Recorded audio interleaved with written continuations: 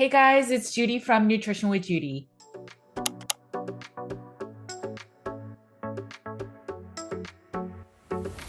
Thanks for joining me today. My name is Judy Cho and I'm board certified in holistic nutrition. And I have a private practice where we focus on root cause healing. And that often starts with the Carnivore CIRS all meat elimination diet. A couple months ago, I had the pleasure of sitting down with Scott Mys. He has a podcast called The Scott Mys Show, and it used to be called the Carnivore Cast. I believe it was the original first ever carnivore podcast. And it was the science and stories of so many different carnivore healing journeys. And I had the pleasure of being on his show for the fifth time. Scott wanted me to talk about chronic inflammatory response syndrome and lots more about my business, how things have changed and evolved for Nutrition with Judy. And I thought it would be nice to just share with our community as well. So, in this interview where Scott interviews me, we talk a lot about Nutrition with Judy's mission, our hopes and plans of releasing carnivore studies, what we're doing with our practice, why we keep bringing up CIRS and environment, and why it doesn't even have anything to do with carnivore, why we even challenge the narrative within the carnivore diet and community. I also share why I call myself the people's nutritionist and a little bit about our mission statement and just what our plans are for the carnivore community. I hope you enjoy this conversation as much as I did. Let's get right into the interview. Judy Cho is returning to the podcast for the fifth time. I've had her on the show more than any other guest, and there's a good reason for that. She's brilliant, compassionate, and extremely driven to find answers for her clients and audience. If you missed our first 4 episodes, please check them out. I'll have links below. And Judy is the founder of Nutrition with Judy, a practice that helps patients and clients with a wide array of health challenges by focusing on root causes and using the Carnivore CIRS meat-only elimination diet, in addition to a lot of other things. Judy is board certified in holistic nutrition and a certified nutritional therapy practitioner. She's also the author of Carnivore Cure, Meat-Based Nutrition, and the Ultimate Elimination Diet for Optimal Health. Welcome back to the show, Judy. Thank you. I didn't realize I've been on 5 times. That's great. Yeah, so fun. I was surprised too. I was like looking through because before I have any guest on, I like searched through the old episodes and show notes to see what we talked about. And I was like, wow, one time was with Laura. Right. Yeah, but yeah, this is the 5th time. So you're beating Sean Baker. Thank you. It's an honor. It's always fun to talk with you. Yeah. So we were just catching up before the show and you were like, let's hit record so we can talk about this on air, which I really appreciate. So yeah, I feel like your brand and your business and the content you're putting out has expanded so much since we last spoke. Do you want to talk a little bit about that? Yeah, I don't talk a ton about my business side just because, that's not what people follow my content for. It's more of nutrition and wellness and like, what are the new tips of the day and stuff. Yeah. But I think I joined the whole nutrition space, and you and I are both in that consulting space, or I was in that consulting space. And so everything that I've done ever in my life has always been, how do we maximize efficiencies, effectiveness? How do we get things to market that make sense, that save cost savings and such? And so I will always have that hat. I've been in that space longer than I've been in the wellness space. And when I was first joining the wellness space, it was just for me to share about carnivore because I healed so much from it. I only saw keto graphics. Nothing was carnivore.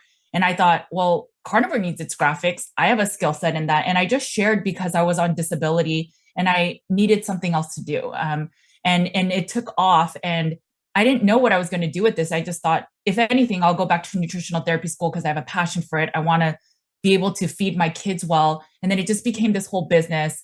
And as I've been in this space, I always thought other doctors or more established people would take the reins of carnivore. And I was totally willing to do the support and just, for whatever reasons. And as I've been in the space longer and I've worked with a lot more carnivores in a very, very deep and I guess more root cause healing. So we get to play with a lot of the more complex cases in the carnivore space.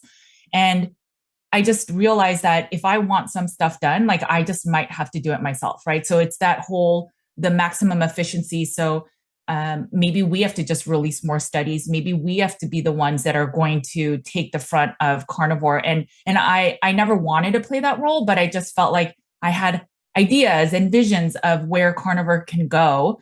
I think the way that we will truly, for example, have an imprint in people's minds of this is a legitimate diet and healing modality is if we have published studies. And I think the questionnaire from Harvard is super important and great, and it's a good step in the right direction. But people want data. People don't want, well, that was a questionnaire. It's going to be biased because people that love carnivore, and fine, that's all true, but the numbers still speak for themselves.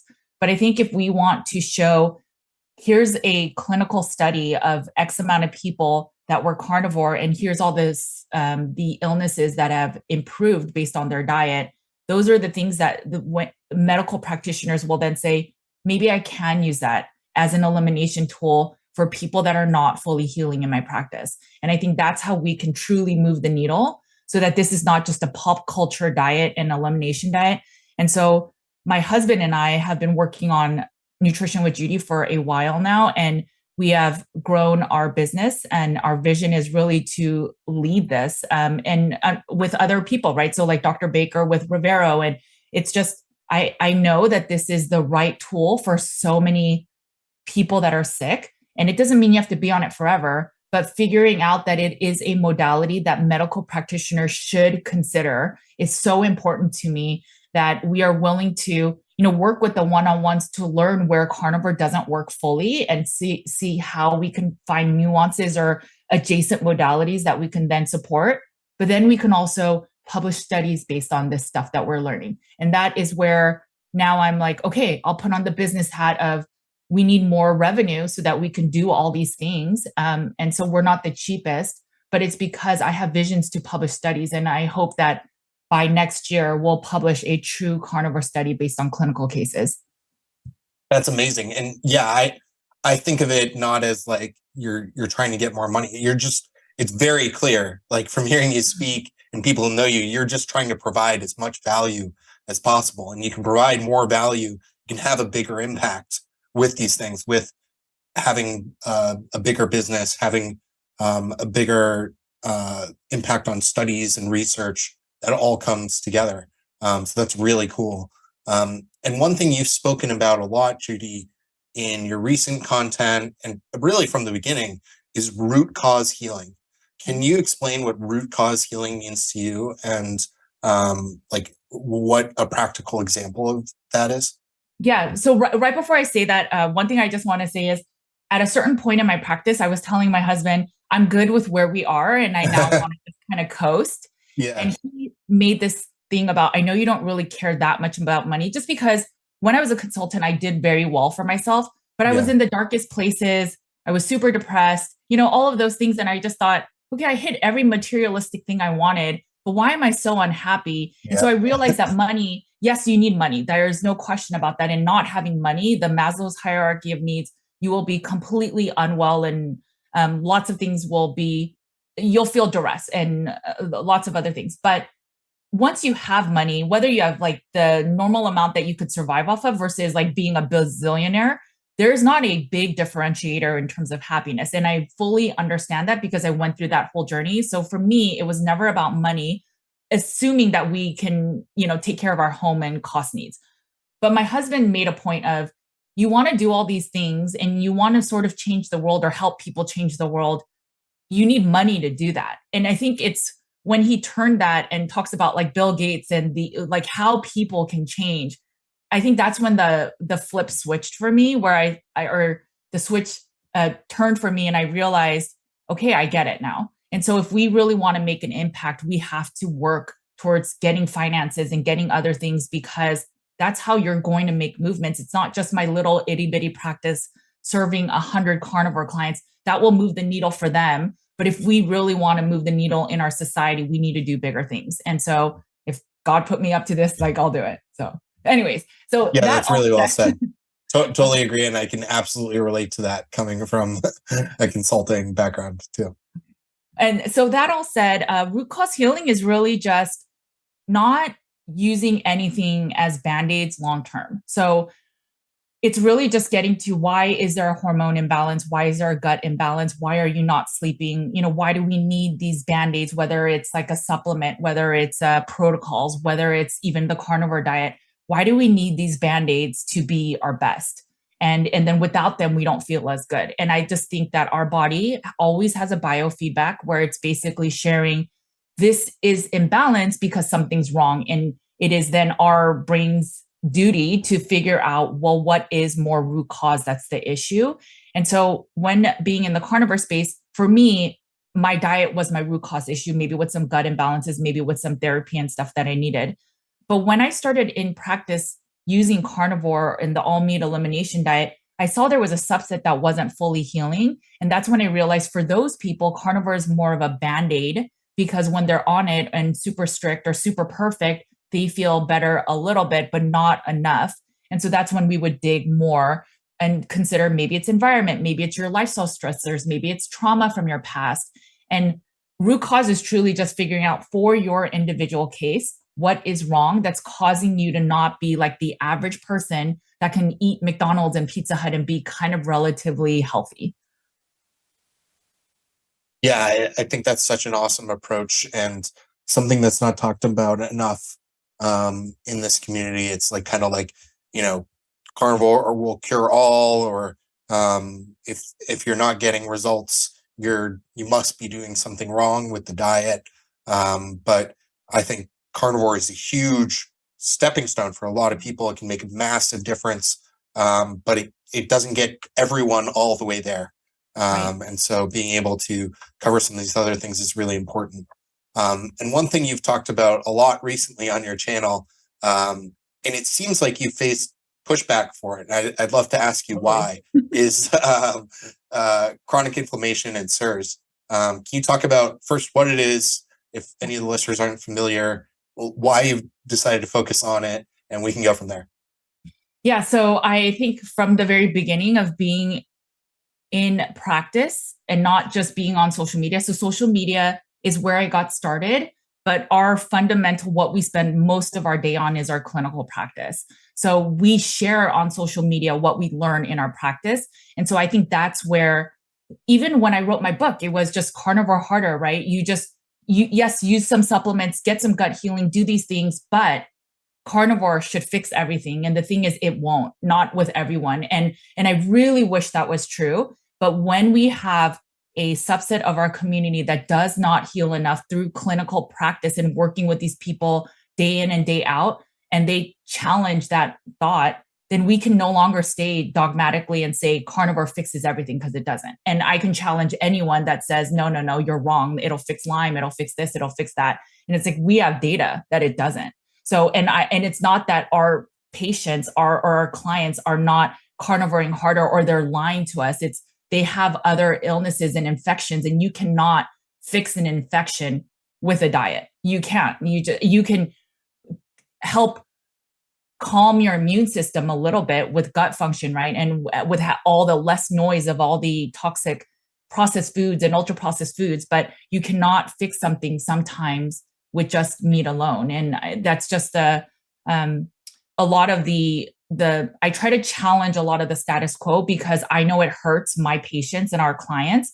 And so then I know that then there's people that we don't work with in our community that hear all the miraculous stories and I know that this diet will fix XYZ I have. And then when they don't have that, they think that they're not good enough, that it's the diet, that they're not doing it right enough. And that's why they're unwell. And I want to challenge it of, let's not be dogmatic. This diet is very, very powerful and strong, and all the benefits that we've all seen ourselves.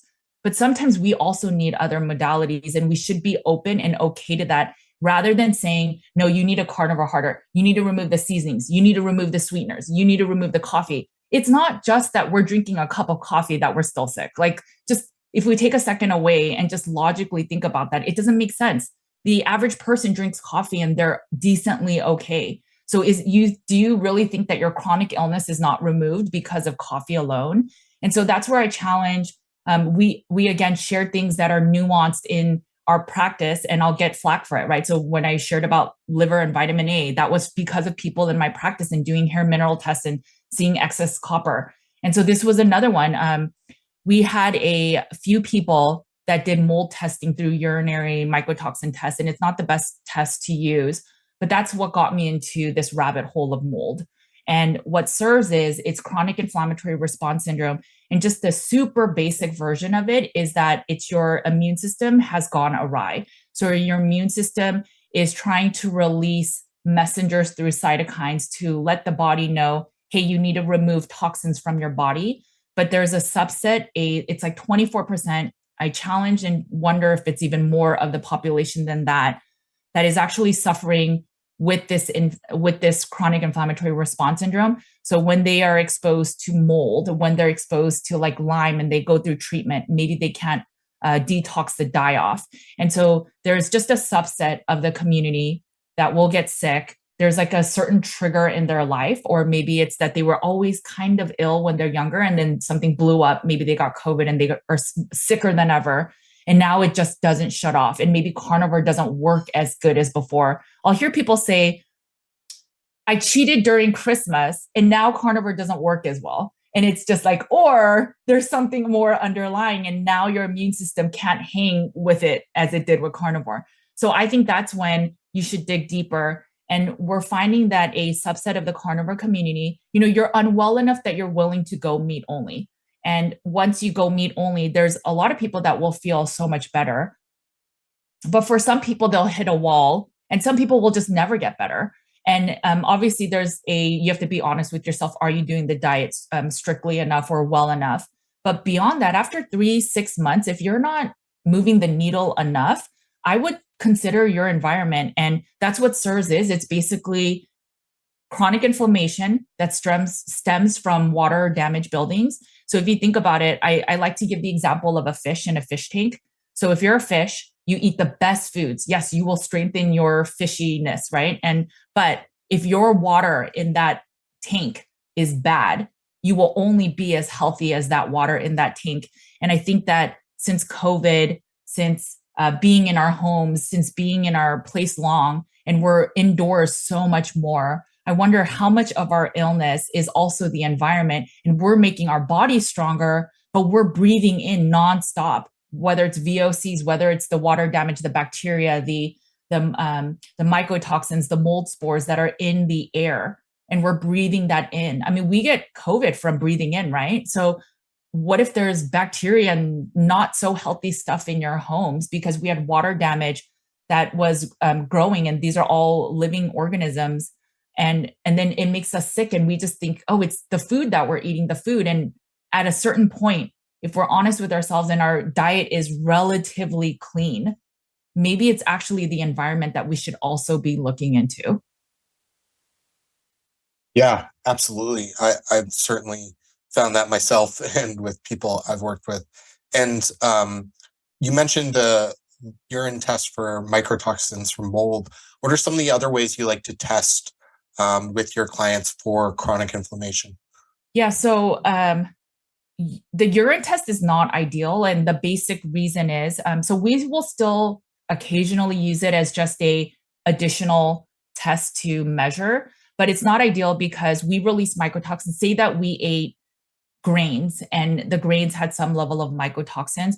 If you pee out that and you just happen to take the test at that time, there might be some level of mycotoxins or mold from that food in your urine, but you don't know if that was a healthy response because you had something that was contaminated. There's no measure, right? Other than that you are peeing that out. It could be that you're sick from mold, but it could also be that you're just having a healthy response. There's no control in that sense.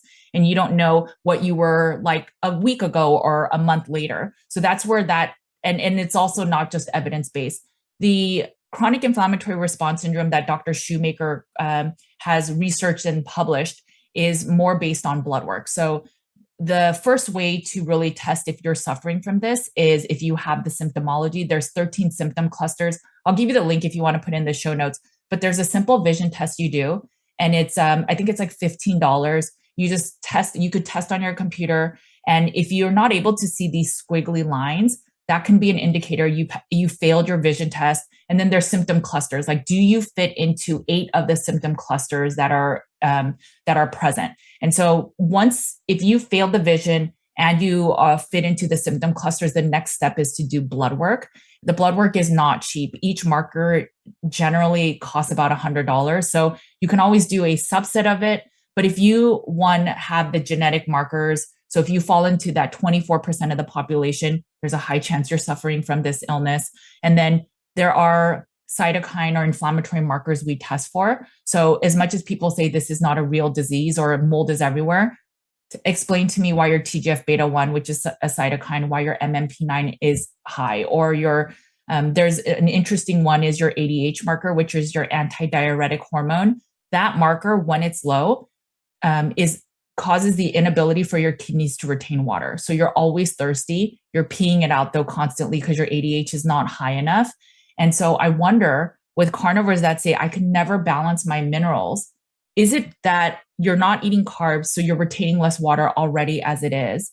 And then now you're noticing that you're always having leg cramps or you're having mineral imbalances, no matter what you do in the carnivore space of taking mineral supplements or drops, or it's salt or calcium or magnesium or potassium, nothing is balancing it. Maybe you're that much closer to root cause. And so maybe you test your ADH vasopressin. It's a marker you can go to LabCorp and test. And if that marker is low, it doesn't matter what mineral you're taking, you have to rebalance that hormone. And oftentimes that's low because of this chronic inflammatory response syndrome. So I just wonder, a lot of the people that then say, see, I add carbs and now my minerals balance. No. How do you know it's just that you're retaining more water and so you don't feel the mineral imbalance? And these are the things I challenge. And we have data now, like that I can back what I'm sharing. Yeah. And you've talked more and more about minerals and electrolytes. What do you think are some of the things that people commonly get wrong with electrolytes on a ketogenic or carnivore diet? So there's 4 macro minerals. It's calcium, magnesium, potassium, and sodium. And then what we find with the hair mineral test, so basically, I know some people say that it's not the most accurate test, so be it, but it's supposed to see 3 to 4 months of your intercellular function of your minerals. So what we find is there's basically 2 types of mineral metabolizers. And so there's like fast oxidizers and slow. And so all that means is when you're fast, you burn through your minerals faster. And then when you're slow, it takes longer. So these people are also on the more slow metabolism, hypothyroid. And so what we find is majority of the people fall into the slow metabolizers.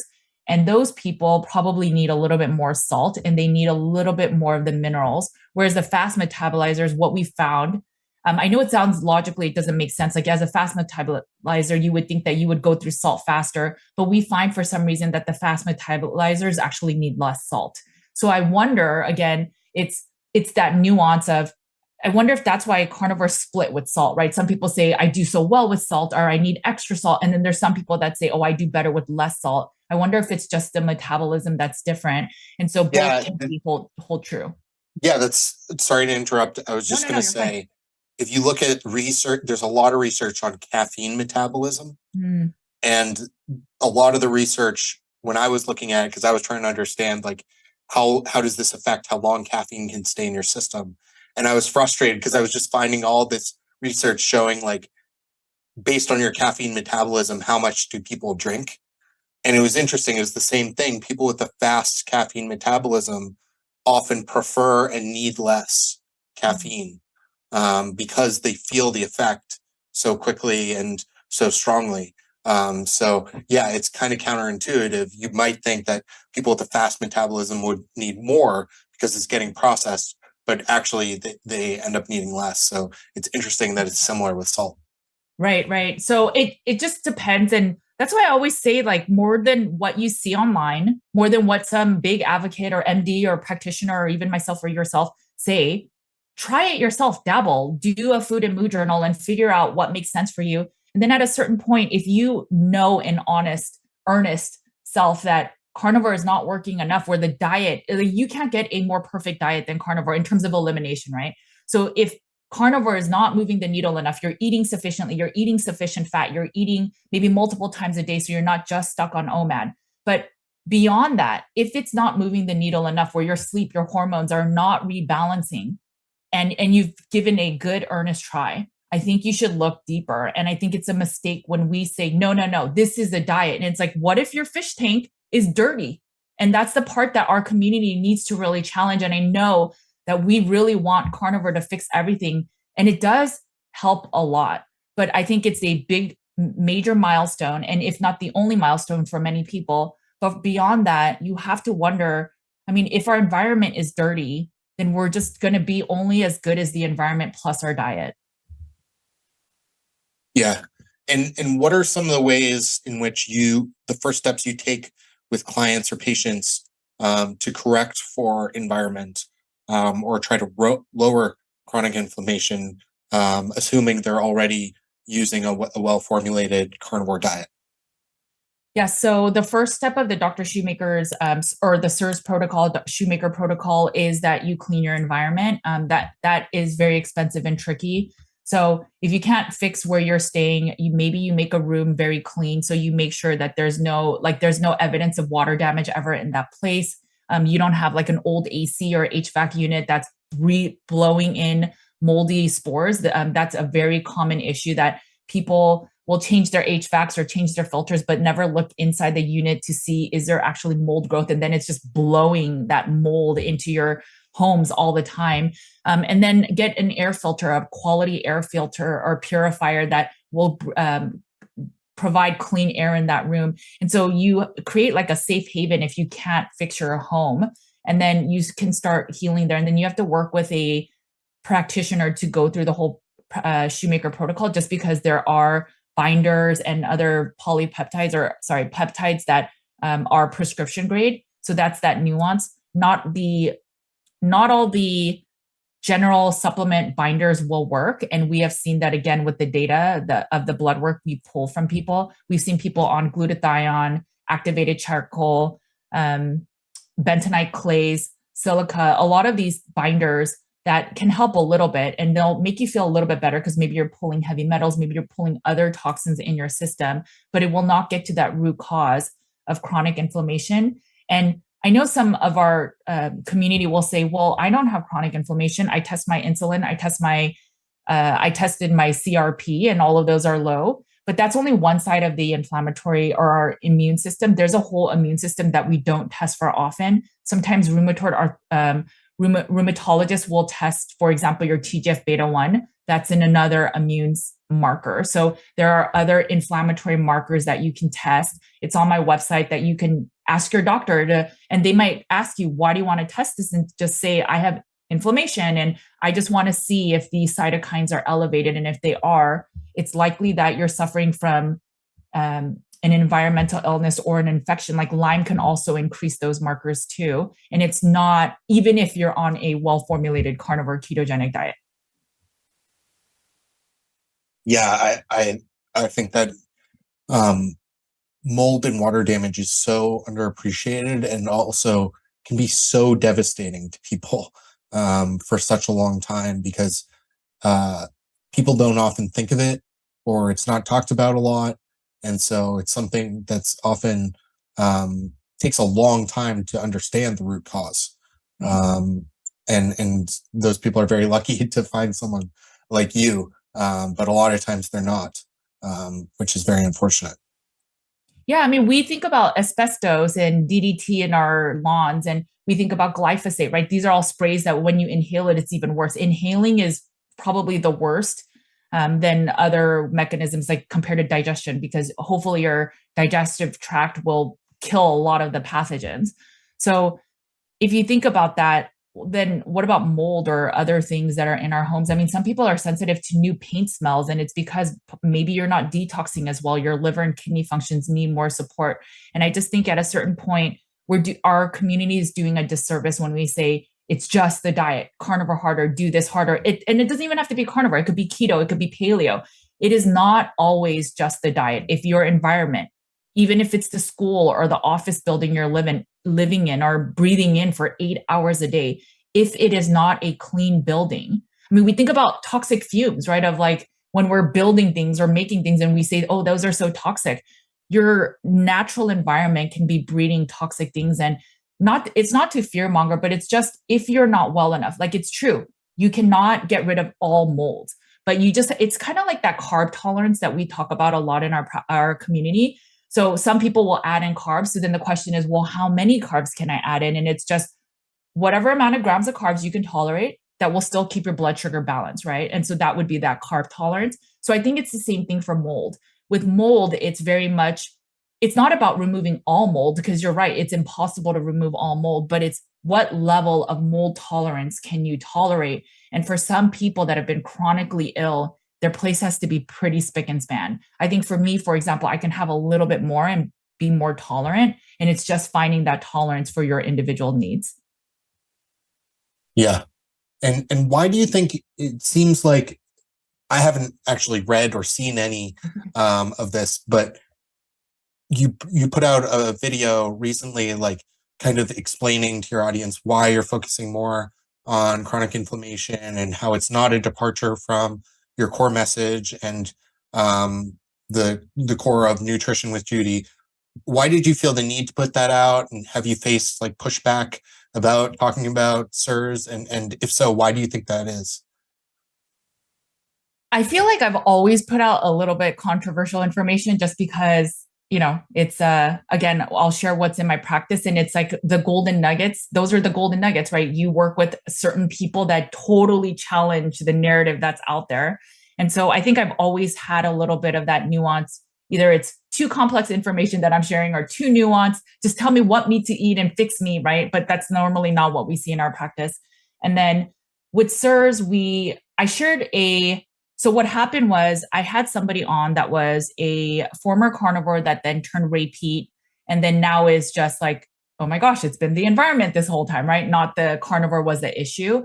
And so in that conversation, people were just saying, oh my gosh, Judy is on this like bender for CIRS and she's obsessed with it. Like, move on from it. Like, we don't need to know this anymore. And I totally get that. If you're not suffering from CIRS or you don't think you're suffering from CIRS, it's a avenue or a rabbit hole I'm going in that you may not feel is advantageous for you. And I just got enough. Well, normally I'll ignore the comments and I don't generally read them, but it just got to a point where I just felt like, look, there are a lot of people suffering from this. CIRS is not a cheap treatment. And if I can provide one expert's opinion and we can't afford to meet with all these different doctors, maybe it'll help the subset of my community or the subset of the people that are CIRS-y, that are sick, that can get more tips than just their doctor. So it's like a financial benefit for them, right? That I'm sharing the expert opinions. But I think for carnivores that are like, just tell me what you eat in a day or the 5 best foods for carnivore. Like, sorry, maybe that's not the content I will be putting out. But if you want that, there's so many other good resources and I'm totally supportive of that. And so I was just trying to say, look, like, I know every time I put out CIRS content, my rankings drop, and I know that. And I still share it because I'm hoping to help the underserved. CIRS is not talked about enough. So it's not even carnivore. It's the other people that are suffering from CIRS or Lyme or chronic illness. If they need more support, I'm willing to do that because that is a subset of my community or our clientele. And I'm willing to help them. But I also know from a carnivore perspective, it's just like, what is this information that you keep sharing about that I don't care about? And it's just like, fine, don't care about it. Maybe you can learn about it, that if you have a friend that has done carnivore because you've done it, but they're not healing, maybe their environment is bad. And now you have another solution that you can recommend. I just don't like the dogmatism. And I really am trying to have people open their eyes and be more empathetic. And I think that's the reason I shared it. It was just, I felt like I was in a rock and a hard place with the community, with the CIRS community wanting more, and then me struggling to find that balance, but just trying to like have a Dear Diary moment of like, look, this is why I'm doing it. If you don't like my content, go watch someone else's. I'm totally fine with that. But I always, like, we challenge status quo to come to carnivore. But then when we get into carnivore, then we also get stuck in this status quo. And it's like, no, we should always be challenging status quo, because one day, like, Dr. Saladino was super pro strict carnivore and left. And it's because he challenged status quo, and his belief is that he needs to do whatever he's doing. But we have to say, we're people, science evolves, and we have to be open and flexible and find what works for us. And if CIRS is not the thing for you, just don't watch it. And that's fine. But you don't have to put hate out there because it's not what fits your narrative. And I will always challenge that. And I'm okay if I don't have many followers because of that, because that's never what I've been standing for. Yeah. And I think, the followers you have, Judy, are the people who will stick with you and the people who see that for what it genuinely is. Because you could very easily go and make like 1,000 reels and TikToks of like the one carnivore food you're not eating, or like you're doing carnivore wrong, and just like get a ton of attention. Or like you said, the 5 foods I eat on carnivore, like over and over again. But it's clear that you're like seeking knowledge, seeking answers, trying to help people, especially trying to help people who are the most desperate and most need help. And that's really commendable. And yeah, I think it's interesting. As you were saying that, I was thinking, yes, carnivore takes like a certain level of questioning dogma to get into it, and open-mindedness, but also staying carnivore, like the people like you and I and everyone else who's stuck with a carnivore diet, you also have to be a bit rigid and a bit like closed off, because everyone is telling you, no, this is wrong. No, you're going to get heart disease.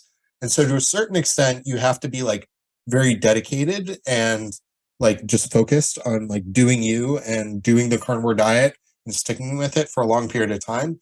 I think a lot of the people that the diet attracts, or people who get success using that mentality, then apply it to a lot of other new ideas, like, CIRS and other things. They're like, no, that's noise. I'm focusing on doing carnivore. Carnivore is the only thing that matters, blah, blah, blah.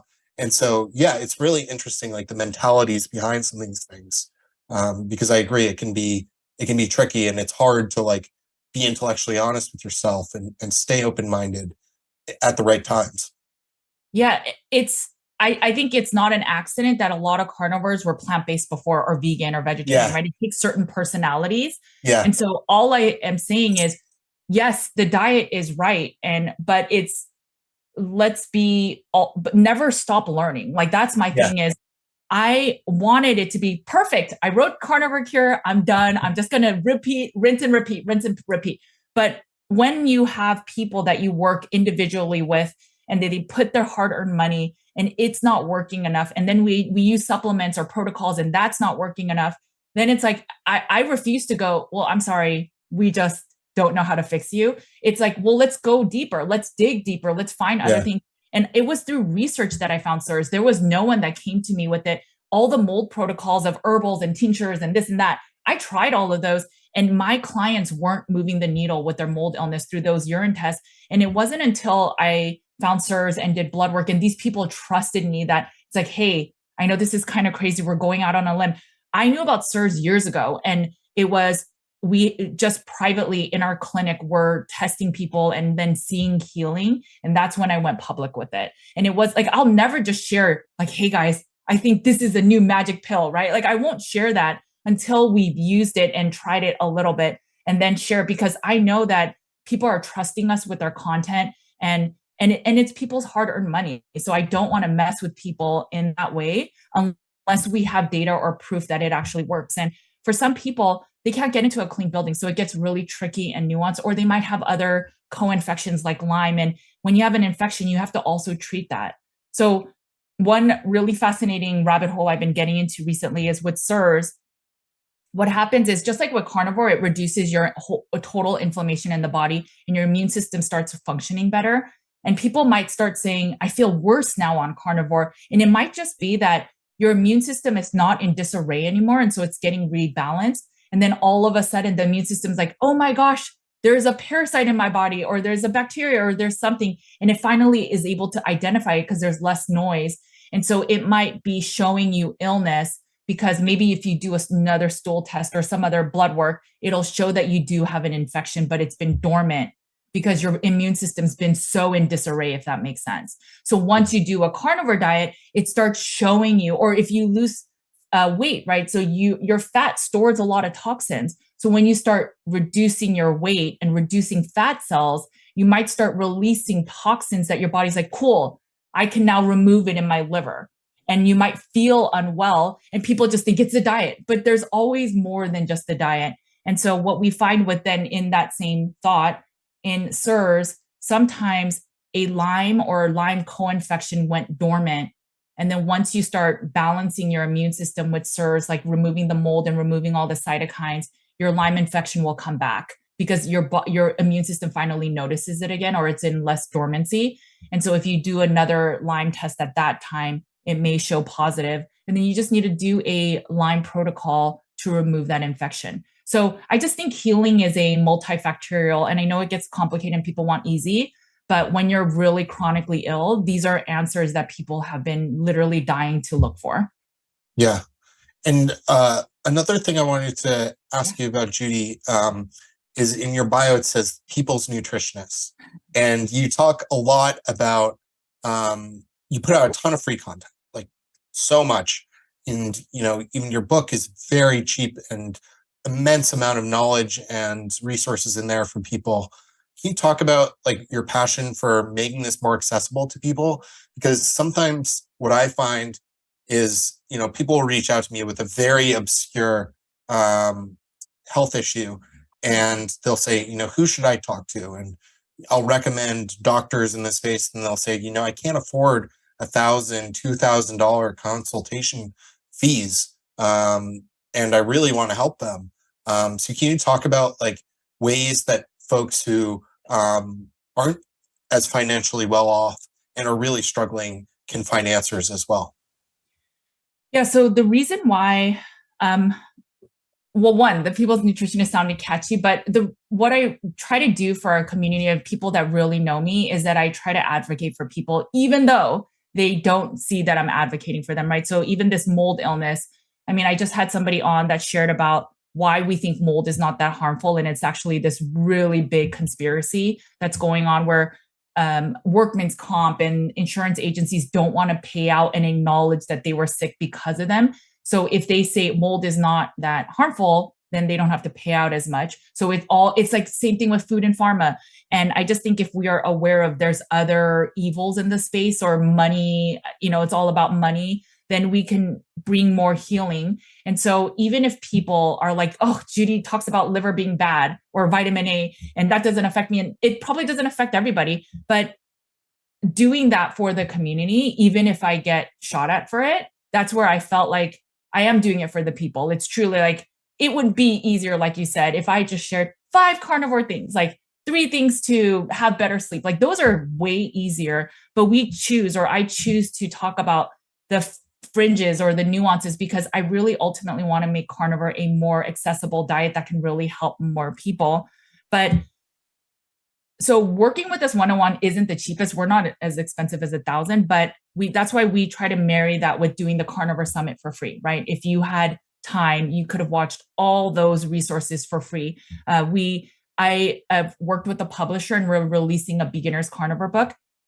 If you have ever released your own book, you will make way more money on that than publishing with the publisher.